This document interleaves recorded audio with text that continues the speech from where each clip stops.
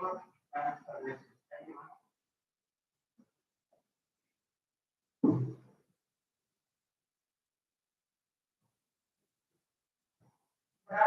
everyone. It was nice to see you all in the morning, so I'll jump straight into the presentation. I just want to let you know that I will be for two reasons. One is because it's the end of the day, you all must be tired. The second thing is that since I missed most of the presentation, I was here only for governance of the presentation, I had to leave. Maybe there are some repetitions here. Okay, so because of that, we will finish it in under half an hour. Yes? Sorry? Less than half an hour? Yeah, I'll try my best. It's very nice to see familiar faces and some of the people who were at IIPH and were spending time with us either for 1 year or 2 years. So nice to see you all. You know who I'm referring to. Yeah. I can do this. So yeah, I will start by saying thank you so much to EPTRI for inviting me. And I've been here several times also because I feel a lot for environment and health related issues because that's going to be it's already very, very important and its importance is only increasing. So we'll start by saying that we're going to look at mainstreaming climate change into health programs, and health policy. So what I'm going to do here is give an importance of the reason why we are talking about this, why is this important, briefly. Then I'll talk about the bidirectional impact of climate change on health and ill health again on climate change. Then look, the third thing what I will do is mention about what are good practices that are happening and what can be learned from it.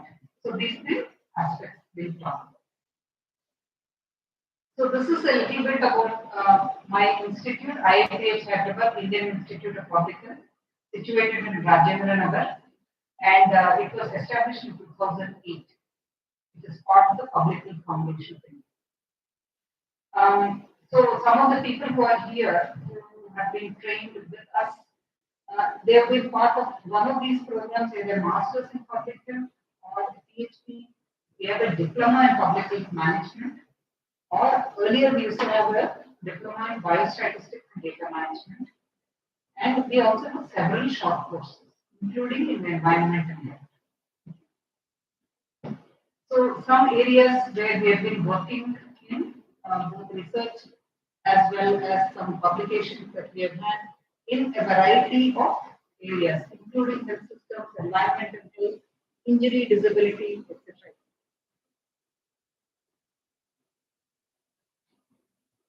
So here are our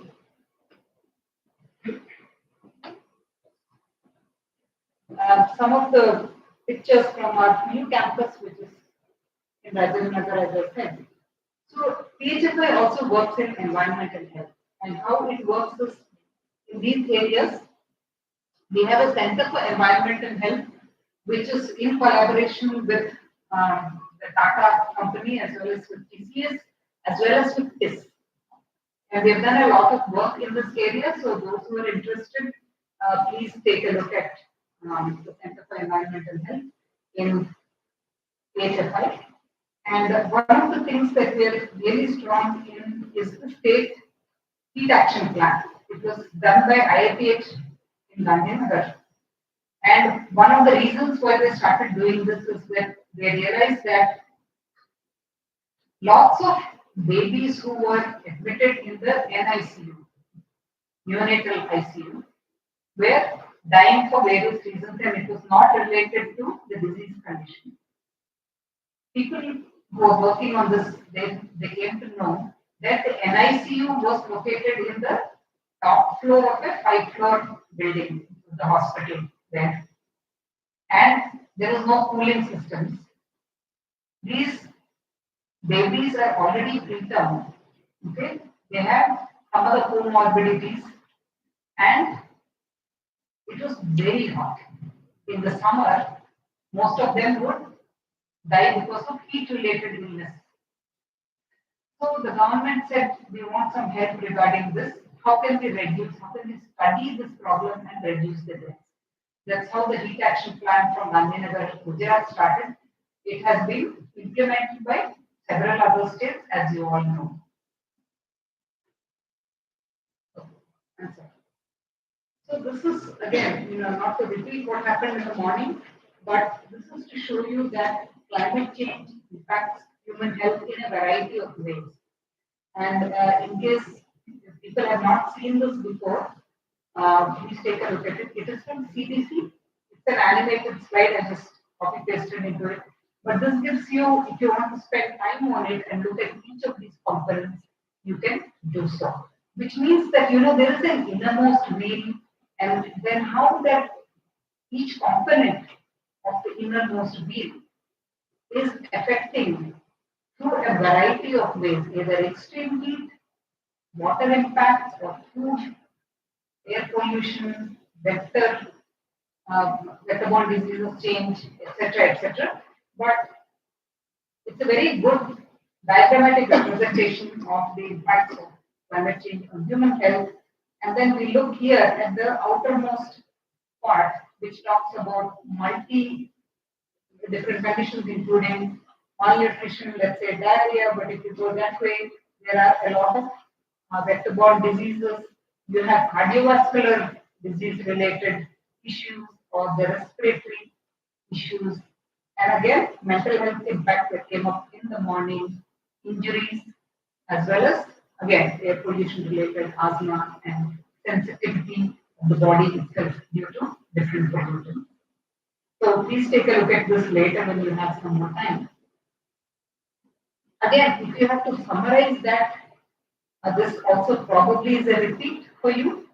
We're basically talking about the climate change has several impacts, starting from food, water supply, all the way to different weather patterns that are there, environmental degradation, but coming back to how we live, how the living conditions have changed, vector-borne air pollution, and waterborne or water quality related issues that are there.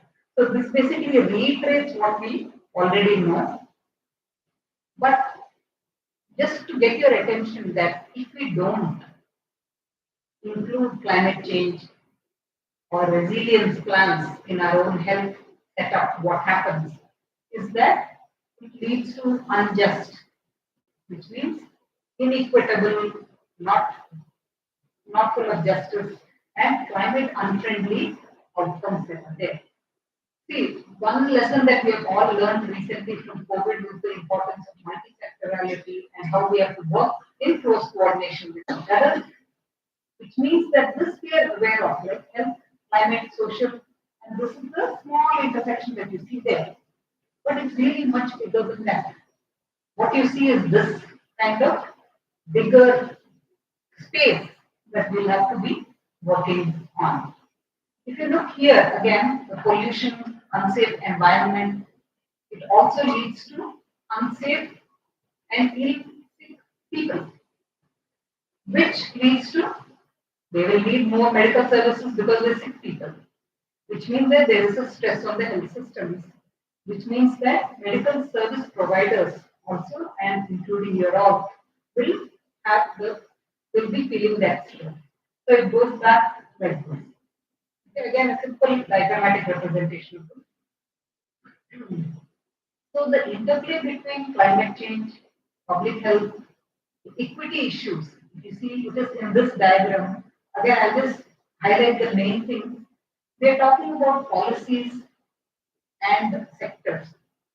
If we don't include policy properly, climate change policy or other sectors, economic planning or health policy, if we don't do that, their effects are bidirectional.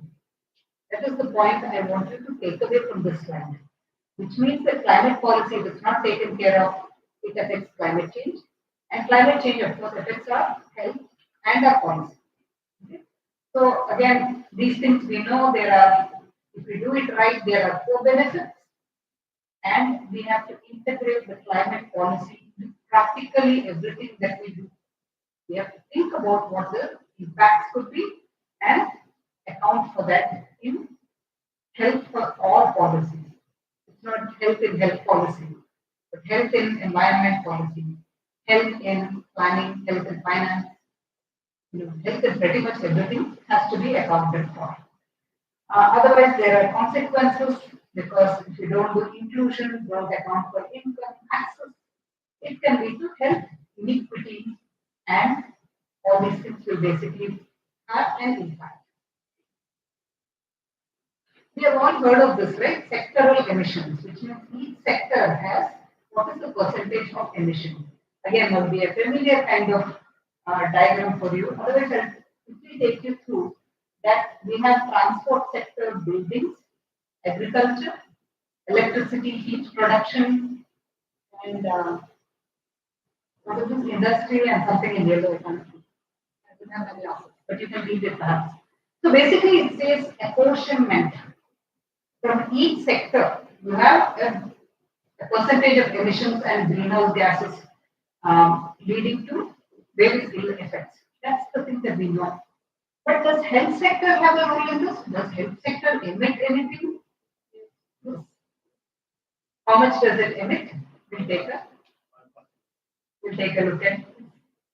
So this basically reiterates that if health sector was a country, then it would be the fifth largest emitter on the planet. So it's huge impacts, as you're saying. So there is a huge climate footprint of the health sector that we in health have to be aware of. So this is again a nice diagram which says that if you see the various countries that are there, as expected, the rich countries emit more. Correct? And the developing countries emit less. That's also because of the type of health system that we have and the infrastructure and things like that. So please remember that a few years later, this will change because we will be emitting more. Right? So the diagram itself will have to be redrawn after a few years because our health sector is expanding a lot. Okay, so these are the global healthcare emissions split by the production sector. So what do we see here? Which is the largest if you count blue, yellow, and orange? It's a huge number, right? 60%, 40, yeah, 65% or something. From where is it coming, these three? It's basically the operations. It's basically the way things move in the health sector. How we get our input, okay, and how our produced finished goods are moving. So in operations is when the most emissions happen. So operational emissions that are there, distribution that is there, and manufacturing. So if we are able to reduce things here, then they say that the carbon footprint will reduce overall. Easier said than done, as you all know, but this is the distribution. Okay. What is mainstreaming now? That's the topic itself. Mainstreaming means we have to discuss climate change and health in practically all policies and in all sectors. That's what mainstreaming means, which means it's not somewhere in the periphery. It has to be brought into the center. Okay, mainstreaming also can, the word that is closely related to it is streamlining. It's not enough if we mainstream climate change into health. We'll have to see how to streamline those processes. Okay? So this is basically the definition of mainstreaming. It is an iterative process, which means that it's not a one-time thing. It has to be undergoing corrections and put into the policy, see if it is working fine, and keep making those corrections. Okay? So, and it is a multi-year, multi-stakeholder thing. As you know here, all the people who have come from the morning, other than those who are sitting here, is people from the health sector, people from public health, people from environment, people from technology, and from the disaster management. All these multi-sectoral areas that we all have to be thinking of. So, of course, this is very important, government as well as the NGOs, because together the work can be done. Okay, so when we talk about resilience, when we talk about how things can be made strong, basically, is by having this conceptual framework which says that what is the context that we have right now, what are the things that we have to take our priorities on, what are the different stresses or the disturbances, and then do we have the capacity to deal with it? Okay? Because please remember, resilience depends on two things. One is vulnerability, and many of you are working on risk assessment, vulnerability assessment, so I don't have to preach to the choir. But we also know that vulnerability and capacity, these two things are very important when we talk about resilience, how we can deal with it. Okay? So vulnerability has again some components of exposure, sensitivity, and the adaptive capacity as I was talking about, because that is the one that helps us the capacity to deal with the stresses that are there and how we can better our outcomes. So this, because of these, either we can collapse, or we can be worse than before, or we can be better than before. So I leave all these slides. At some time when you have more attention, more oxygen, and less tiredness, you can take a look at this. Again, lot of text, but please don't worry about the text. This is basically to say that there are operational frameworks for building climate resistant, resilient health systems that are there, lots of guidelines that are there. But I have picked the main ones and put it here. This is only an exposure. It is not a class. Okay? Which means that once we know that we are all on the same page regarding the importance of climate change and human health, based on your interest, you can go back and take more things from the PPT. So, these are the words that we are all familiar with. It needs strategic leadership, it needs collaborations, okay? Accountability, community engagement, all these terms that we keep hearing about again and again in every presentation. It's there here also. Why? Because climate change and human health are huge areas basically which need several parties to work together. Otherwise, the damage keeps continuing, right? So then the last point, if you see here, in the morning, Karnataka also talked about this in terms of what is the monitoring and evaluation. How do you know what the impact is? Once you know what the risk factors are, you choose some points from that to implement, to make some interventions, and then see whether it is working or not working. If it's not working, leave that aside. You should take up something else and do it in small areas and see, and then it can be scaled up. So it's very important to do monitoring, risk management, and community empowerment for having climate resilient health systems. Okay. This is again a very important and a useful tool for those of you who are interested. It is again the CDC's approach. It's called BRACE. Okay, here it gives 5 steps. And the 5 steps are, first one is to anticipate climate impact and assess vulnerability, which some of you are already doing. Then project what the disease burden is in that area. Okay. And for that, there are standard ways of estimating the additional burden of diseases due to climate change. You already have existing disease burden in an area. You know what is the expected estimated deaths or diseases in a particular area. You want to see how much excess death is there due to climate change. Again, taking you back to COVID days, they always used to talk about something called excess deaths due to COVID. Okay? Which means all the deaths that are accounted for, common for that particular area, Telangana, let's say, in 2020. We know that 2015, we know that 2020, we know if some pandemic happens, there'll be extra number of deaths. So we have to see how many extra deaths and then how we can say what is the cause of the death. So please remember this term in terms of excess deaths. How much of it is due to climate change or due to extreme weather events? That we have to quantify. What are the public health interventions? Identify the most suitable one for your area and then develop and implement a climate health adaptation plan. You are doing the state action plan, district action plans also there? Yes, district action plan, some may be there, some are probably in the process of development. Okay, so you know for each district whether it is heat prone area, whether it is flood prone area, not Telangana, but so like that for each district you will have a characteristic. Based on that you will modify the state action plan. Then you will evaluate the impact. This is where we don't do things. Agreed, not agreed. It's very difficult sometimes to know what the impact is of what we have done. Right?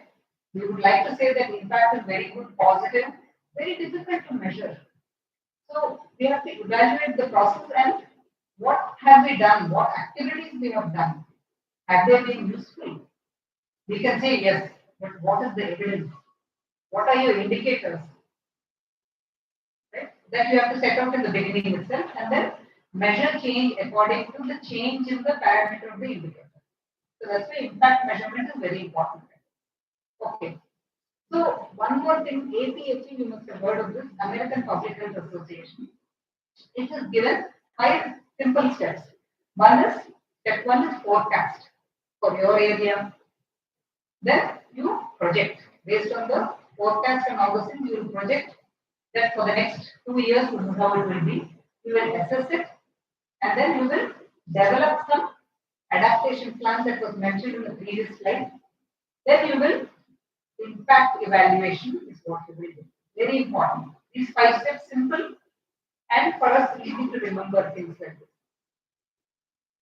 So again, about each step, we can talk at length. This brace itself takes sometimes 2 to 3 sessions, 1 hour each. But this is, as I said, it's just to sensitize our minds to something like this exists. Okay. So you assess the current and the future climate impact using the BRACE framework, and then you will look at the JD. JD not job description, but JEDI. Okay. What is that? J stand for? Any guess? In climate change, what we think of when we say something starting with J? Sorry? June? Think of J is a very common kind of word, but when you think about environmental issues, you cannot forget. Everybody should be equal. I've given a clue. Everybody should be treated equally. Justice, correct. Justice, right? So we have to see who is the vulnerable population. May not be you and me, but some people could be vulnerable to that. What is B? Similarly, you can get equity, very good. So again, very important to make sure that there is equity in the interventions that we propose. It is not for people who come in the cars. As an example, I'm giving. It is equitable across population. Okay. So I'm giving an example. Okay. What is D? Distribution. Yes, again. Could be diversity. Yeah. Diversity because you have various diverse populations. You can have age-wise diversity, or you can have gender diversity, or socio-economic diversity, as diverse as possible. Okay. What is the last one? Indicator? Maybe. But look at incremental. Implementable. Okay, good guesses. Index. Good guesses. But think in the same terms. Justice, equity, diversity. Impact. Inclusion. Inclusion means what? You have to include many people, right? You should include people with disabilities, okay, people who are vulnerable. So that is inclusion. So again, inclusion, all these things are interrelated terms. You have to include as many stakeholders and people, beneficiaries as possible. That is the JEDI kind of framework. So this can be applied to heat, allergies, vector-borne, any of these things. You make sure that you are making it JD, okay, in your plans. This it has to come up when we get up in the middle of the sleep. Also, we have to remember that these four components are very important in any action plan. Step 2, project the disease burden. Again, we have to see not just for now but also for future. Again, we have to look for vulnerable population. It can include various methods, quantitative or qualitative methods. And then we have to see what is the kind of allocations that they have to do for bringing out something like this. And please remember that some may not be straightforward. For example, you might be able to say, because of climate change, I expect so much vector-borne disease or something like that. But some you will not even imagine. One quick story I will tell you. After the Hudhud cyclone, I went to Vizag. There, I was looking at all their casualty registers because of some work. In that, one of the most common things that came up in the casualty register, most common condition, not heart attack, not stroke, not the usual kind of things that you see. G, correct. After epidemic, waterborne diseases, G, common. Anybody else? Conjunctivitis, common. Anybody? Yes. Diarrhea, G. Typhoid, G. That's it. Let's combine them. Allergies, after Hudhud. Conjunctivitis, mentioned. Vitamin A deficiency, not really. Okay. Accidents. Why? Okay, he's saying accidents maybe because of the cyclone and all this.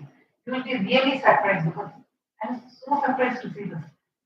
I found that the majority of people coming there had one condition, which is snake bites. I mean, you think now thinking about it, it's not so. But at that time, it was like because water was everywhere, the snakes which were somewhere in their habitat, everything got mixed. Lots of snake bites that when they were coming into the houses, there was a water was the equalizer there. Water was everywhere. And so the snakes as well as other creepy crawly kind of insects. So please remember, last point here. Somewhat what we may not guess. It is slightly out of the ordinary. Keep that in mind.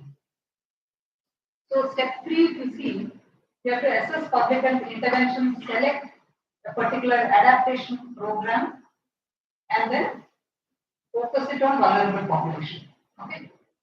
It's very important, as I keep saying, JD, remember the vulnerable population group. In that, what is the most suitable health intervention? What is the evidence that is there? What cross-sector collaboration is needed? What you will prioritize?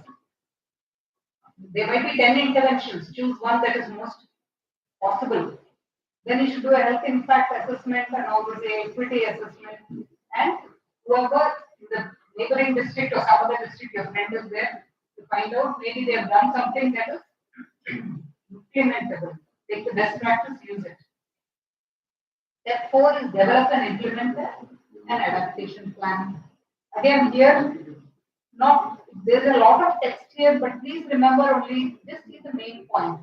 What are the resources for planning that you would require? Okay. So, for example, community profile detailing. What are the climate change scenarios that are expected? Do you have maps showing the risks and priorities? And which of those you can identify, etc., etc. Again, a free list of lots of things to do. Slides will be with you. You can go back and see. There are also other models that are there that talk about various theories that you can take a look at. Step 5, evaluate impact and improve quality of activities based on the results that you get. And again, you can use the CDC framework for project evaluation. What are the 6 recommendations that you would like to follow for mainstreaming? Is prioritize one issue, especially to go into the health sector. Improve the supervision or supervising of diseases as well as the risk factors that are related to climate change. Then see, you increase your readiness from the health sector, increase the resources and capacity building of health staff, increase the capacity of health sector, which is similar to this qualification, resources and capacity, and make sure that there is evidence for the resource mobilization, etc. So this is the framework that you can use, which you can connect back to the health systems itself. We all know that there are already building blocks of health system. You must have read about it, and you also implement that in your role, in your current role that you are. So you don't have to reinvent the wheel. You can see how climate change can be integrated into the building blocks that are already present for the health sector, health system. Okay, so here, suppose we have to look at an example. Here, what we'll do is see what is the linkage of different sources of data, including IMD, etc. And then whatever your health determinants are for your area, and then see how you can link it. Again, going back to the pillars of the health systems, the WHO pillars of the health system. Financial backing, very important, and see how these can be connected back to policy. At this point, it might look like just like an academic session, but since you're going to be implementing all these things, this is to drive home the point that these frameworks exist and which we can use for your objective process and all those things. So this is an example of joint action between Ministry of Health and other sectors to manage climate change, environment, and all this, looking at air quality, water, food, nutrition, housing, waste management. Okay, so this will give you examples of each of the different sectors that are there and how you can do the joint action. So if you look at this approach, again, this was pointed out in the morning. So the session that I attended, so I will not go into the details once again. Climate smart healthcare, does it exist? Yes, it can be done in such a way that you have a climate prepared health system which increases resilience, builds in mitigation, and leads to decarbonization in our plans. We have to keep thinking about it so that we can implement those things. I'll give you some quick examples here. How can we do that? Climate smart healthcare. We have to look at systems design that is there. I also mean infrastructure design. And you try to have a low carbon approach for building design. Think of renewable energy. Think of waste management principles.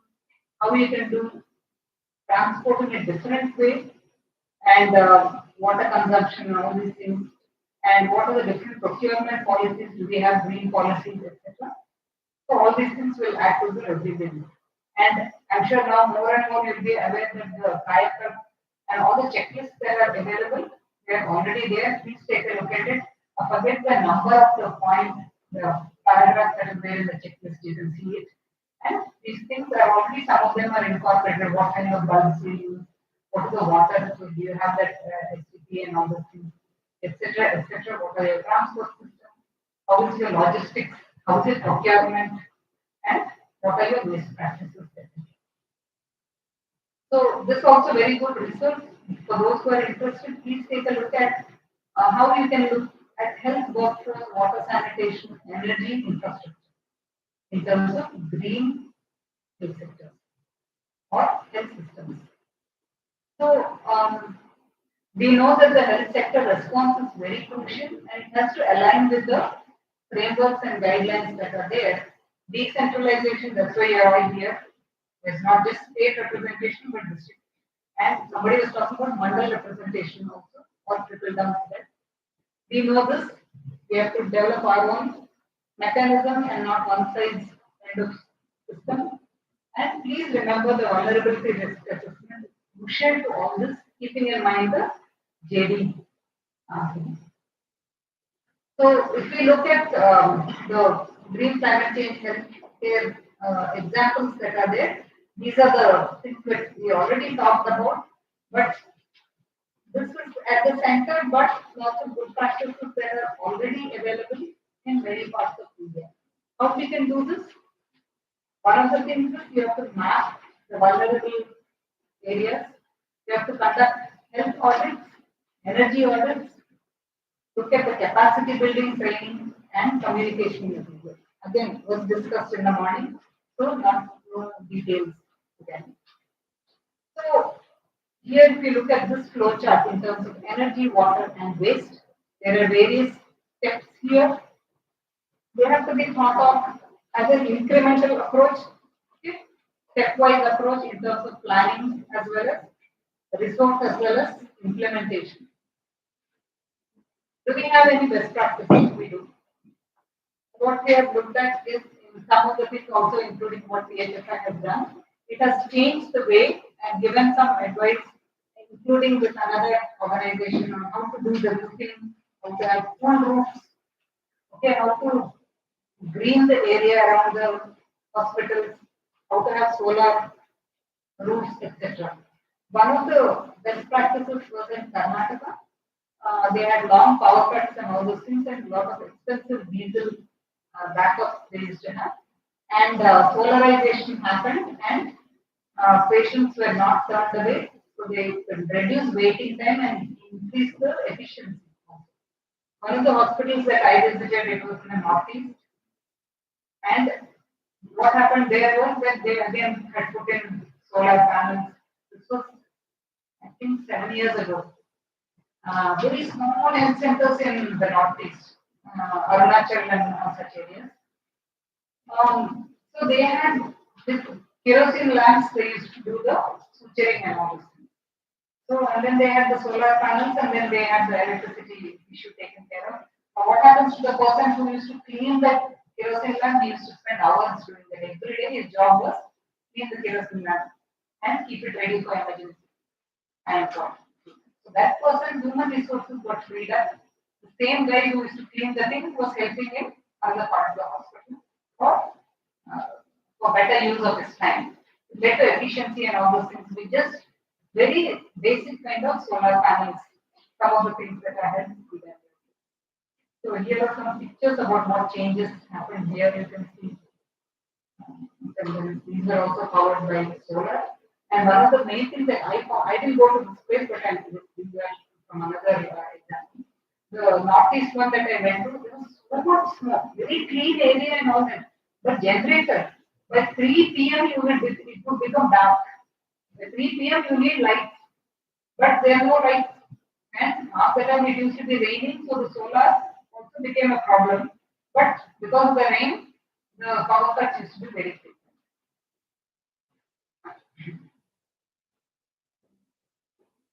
So generators used to provide a lot of dust and pollution. So global roadmap for healthcare decarbonization, please take a look at this also.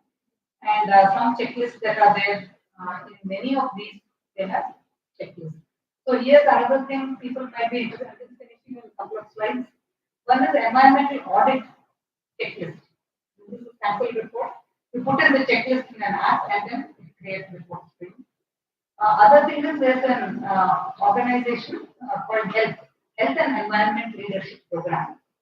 Okay, so the platform. So please take a look at this. I've met some of the people from Health and very interested. They do a lot of work in climate change. There's another one called CAPO. Okay, so it does a lot of training in various aspects, including in quality and environmental indicators for health, nursing, best practices, infection control, etc. Yeah. So summary, I just wanted to mention that it is an interconnected issue as we all know, climate, health, inequality. So we have to work on it. These three things should be kept in mind. And COVID highlighted to us that we need a goal-oriented and we cannot do things alone. And the health should be prioritized in various policies, not just in health policy. And similarly, climate change has to be incorporated into various policies. Low carbon economy is something that we are looking to move towards. I don't know if that will be a dream, but let us see. Monitoring, very, very important because that will flow back into your decision making. If you monitor things properly, you will have evidence for decision making. I think that's the last slide. This one. So we have to move from egoistic acts to ecological action, from just health repair, that means treatment alone, to prevention and health promotion. Technological climate fixes, instead of that, make it integrated approach, instead of silo kind of thinking, you make it system thinking. Instead of individual lifestyle, say, oh, you're not walking enough, or you're not eating properly, you're eating all kinds of junk things. Don't put the blame on the citizen. There's much more to happen just other than just the behavioral aspects of the citizen. We have to have a proper system where the citizen should be responsible, but also some systems should be created. Sustainable living environment, instead of fragmented budgets, we should have more integrated kind of programming. GDP growth, we should not keep thinking of GDP, we should not just keep thinking about these things, but think of well-being. That should be our goal, not just disease. Disease, we should not be disease focused. We should be well-being focused. I think that is all I have. Yeah, that is all. Thank you.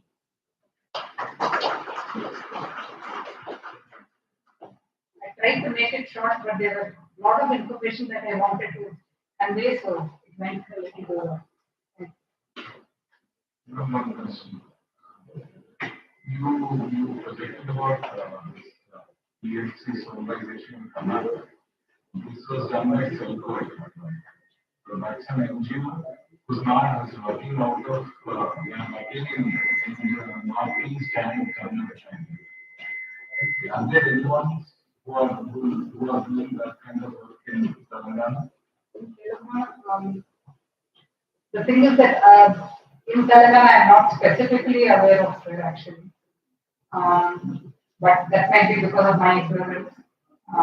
But if anybody else knows about from your own district, is there anybody who can share anything? Because we had interacted with Selco just a few days back in Delhi. So they are working out of Karnataka and the Northeast. Yes, it's from Karnataka. So just wanted to know if there's anyone who's doing some similar work in Telangana or at least Andhra Pradesh, maybe they are interested. Okay, I can find out and get back to you.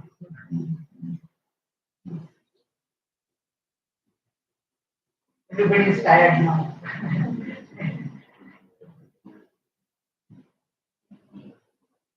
Thank you for a patient hearing session because at the end of the day, you've been really, really nice listening to what I have to present. I know that several of you might want to go back to your districts.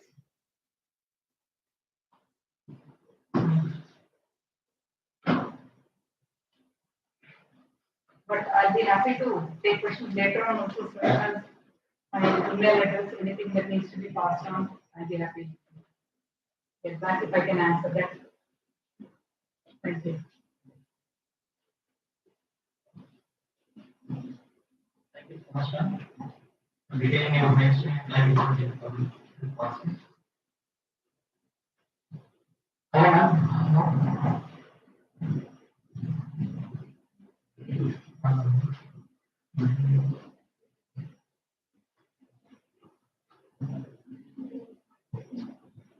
So, may I request that Anshul to present a plan something to Rajalakshmi Madam, Giant Water Department. Dr. Srinivas? Sir. Yes, sir, your order. I request DG Madam. Yeah. I request. Yeah. I would like to answer my questions following what there is a lot of background issues and the right to act for the speaker. And last speaker, Mr. also had to go to listen to your entire lecture.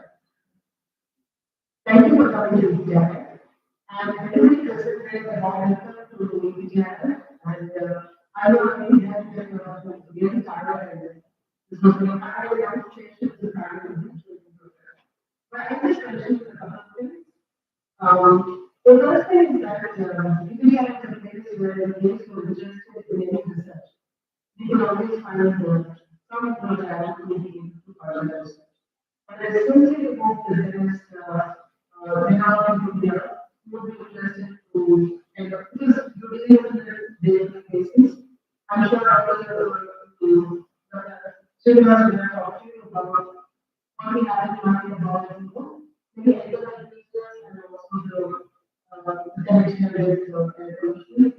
And one of the slides which indicate that many diseases have a connection with information levels.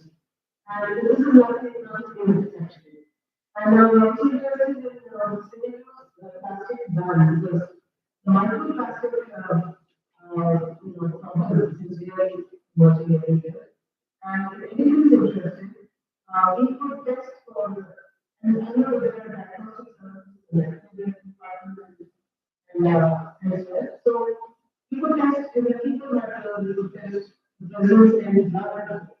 Then also you could coordinate with the patient. And even the quality of the this, it's not like a question of higher to do research. So everybody is interested. And you are the most, most happy to whenever you try to do DST part if anybody out there is interested. The second thing is it will also get some good project money for motivation of management to impact of the immediate impact of the for example, I remember the NICUs and the next happen. And probably, I mean, if you can visualize the clinical, the diseases that could come to and already get programs to the position, what position was position and so on. And probably, if you have to try something for hospitals, maybe every time, I don't know what exactly. Maybe for the engineers or critical. I think you have to for you can offset the perceivable problems in the hospitals to the lives. Whether it could be protecting the hospital or education from air pollution or water pollution, or just the amount of heat that the hospital walls have to get. So such projects are there. Even without hospitals can come forward with us, we can make it a budget issue and then how you try to get a budget on a skill on the, I have to put on. We have to go to the critical universities, sanction from various departments on such services.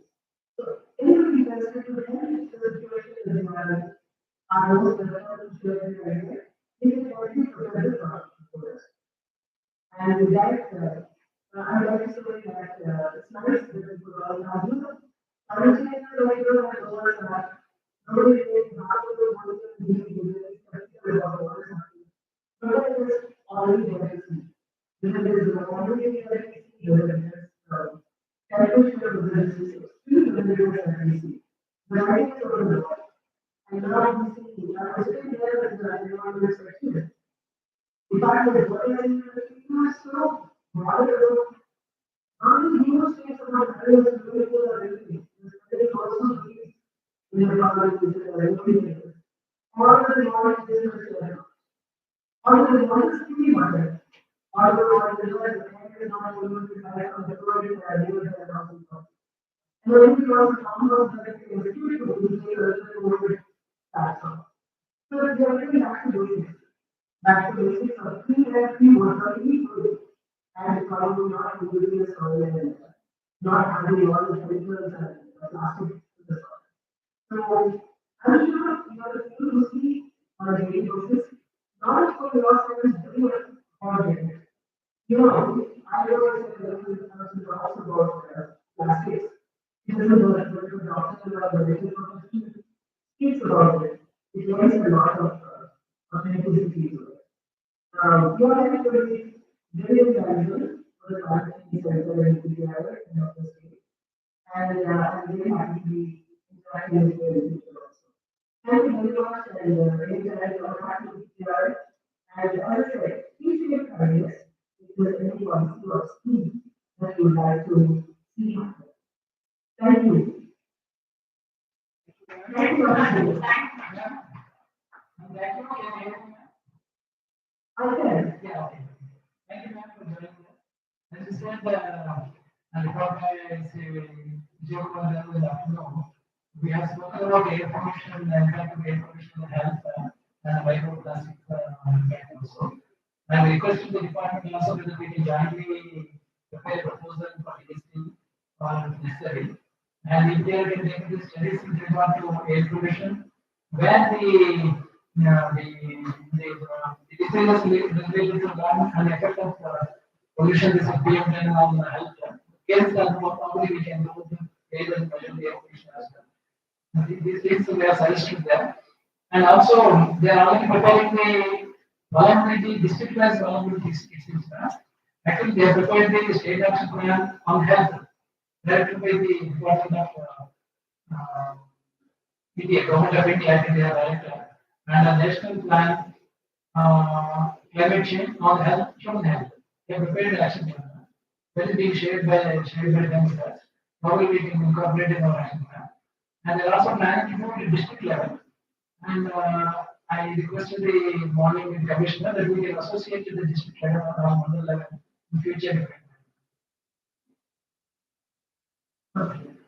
Thank you. I will stop up because I don't want to make sure they here. Don't need to gather again. So, actually, thank you, everyone. Thank you.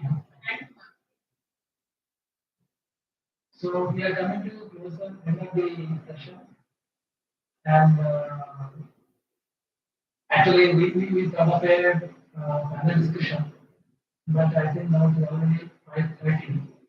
I request the participant to share what are the top 3 or 5 takeaways from this workshop. Because you are all experts and you are experienced, but if you think, okay, we got this much information, yes, 1 or 2, 3 or 4, 5 matter.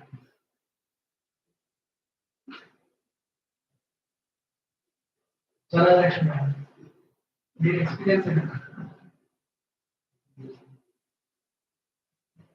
Good evening all. It is quite knowledgeable and as all of us know that climate change is a very fast thing and everybody has to involve in that. As far as the health sector is concerned,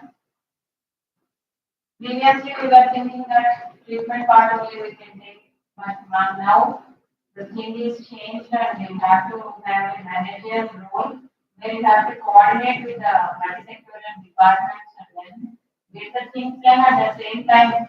As a health official, you cannot add any pollutants or anything to the environment. So that is very, very important. Thank you very much, EPTRI, for organizing this workshop and it was quite knowledgeable and good interaction with the speakers. And then I thank on behalf of everyone of my district nodal officers for giving such a valuable opportunity for the district nodal officers to interact. Because as one of the participants said, very rarely workshops happen for climate change in the health because much concentration will be there on priority issues like maternal health, child health, and the various national programs named TB, literacy, NCD. So climate change, it started coming up now, I can say that. And as Dr. Srinivas already mentioned, we have submitted a state action plan to the GOA and it is already approved. And we are in the process of making district action plans with specific things have to be noted down and specific interactions needed wherever it is.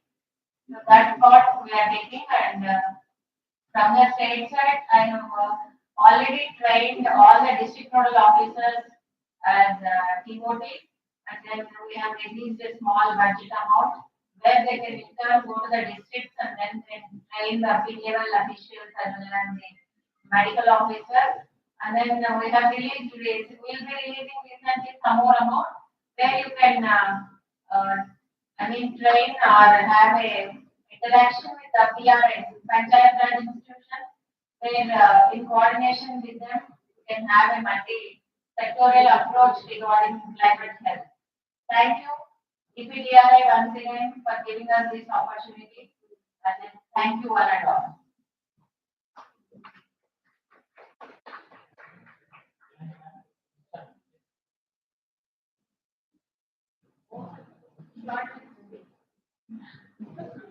Yeah, good evening, everyone. Yeah, actually, this is a very big topic. And first of all, thank you, EPTL and EPTL team for arranging this session for all the doctors. Yeah, my experience regarding this is I'm working since 10 to 15 years on this project. Like nowadays we are coming up with NCD. So it is now non-communicable disease, mainly because of the changing lifestyle, these diseases are coming up. It is a common sense question. That's it. And we do not need any proof for that. Every time we have doctors numbers is reduced, again, other side patient number, appointment conditions are increasing. So if you go back to your previous years, like our olden traditional years, so we never had doctors sufficiently, and it was fine, and everybody was happy, and in family, like one woman used to have more than 10, 15 deliveries, and nobody used to check every event. So all these environment was there the few years back, 100, 200 years back. We calculated everything, and now we are talking about these things again. So we could able to understand these points in detail, and we are practicing in day-to-day life, and we are getting good results. So actually, my daily show, because of this interest topic, I done here. It is good to hear from the also. And